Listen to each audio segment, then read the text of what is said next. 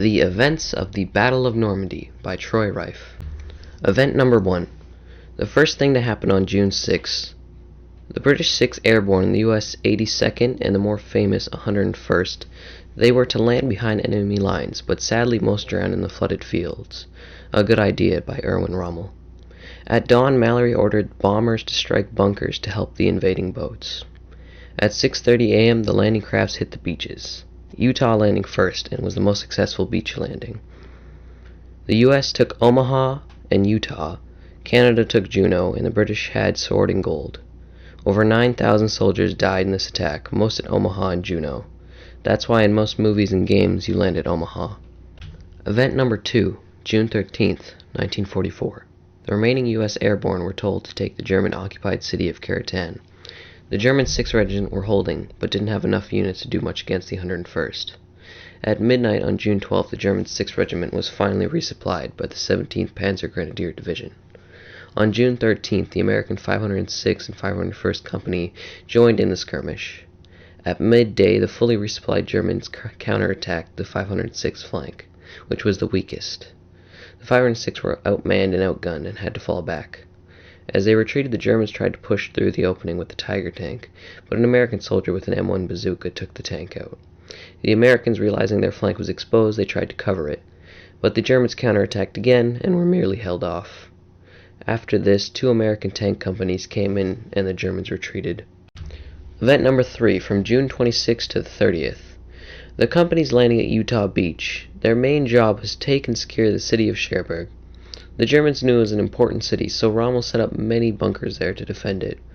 After the American companies struggled to take the city, the British sent out one of their best squadron, the 30th Commando Squad. They entered Cherbourg, taking over 500 soldiers captured and 20 German officers. This must have been a big hit to the Germans. On June 27th, the city was officially taken over by the Allies. The picture you see below is of Major General Collins, the acting general for this battle, and the mayor of Cherbourg thanking him for his brave service. The mayor here is Paul Renault. Person number 1, General of the Armies Eisenhower, was in control of Operation Overlord, even though Field Marshal Montgomery hated the idea. But he had to give in because the US had more soldiers. Eisenhower decided to land in Normandy and what cities to take. On June 5th, he wanted to send the boats, but bad weather held him back until June 6th. On the eve of D-Day, Eisenhower was giving speeches to his men. In the bottom corner, you can see him talking to the 101st Airborne. He did such a good job in World War II, the Americans chose him in the heat of the Cold War because they knew he could handle the stress and de-escalate the situation. He became the 34th President of the United States. Person number 2, Field Marshal Bernard Montgomery. He wanted to be the leader of Operation Overlord because he had more experience in combat situations, but because the US had more troops, they had to give control over to Ike. He took charge for all the ground forces in the battle, so he did get some control. He was heavily criticized, though, for how slow the operation was moving. Person number 3, Air Vice Marshal Mallory. He planned all the parts of the Battle of Normandy Air Force missions, mainly on June 6th, aka D-Day. He would get help from Air Marshal Arthur Tedder, who wanted the position because he was a higher-ranking general in the British Air Force. The Air Force had 2 main jobs. Number 1 was taking the paratroopers behind enemy lines, and number 2 was bombing the coastal bunkers to help the invading forces. A cool fact about Mallory is that he owned his own personal Hawker Hurricane, the same type of plane that Elsie McGill produced. Sadly, in November 1944, while traveling with his wife, his plane crashed, killing all passengers. It seems his love of the air was his downfall. This is my bibliography. So this is the source I used. It's called D-Day, Maggie and Aaron. So basically, it explains the important people of Operation Overlord, for example, commands, ranks, skills, and ideas.